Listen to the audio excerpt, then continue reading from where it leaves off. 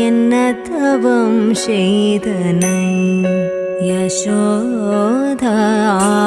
என்ன தவம் செய்தனை யசோதா எங்கும் நிறை பரபிரம்மம் அம்மா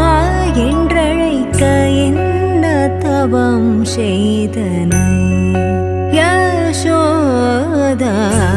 எங்கும் நிறை பரபிரம்மம் அம்மா என்றழைக்க என்ன தவம் செய்தனை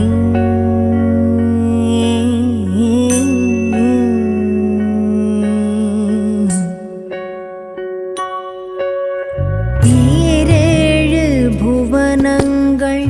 படைத்தவனை ஈரேழு புவனங்கள் படைத்தவனை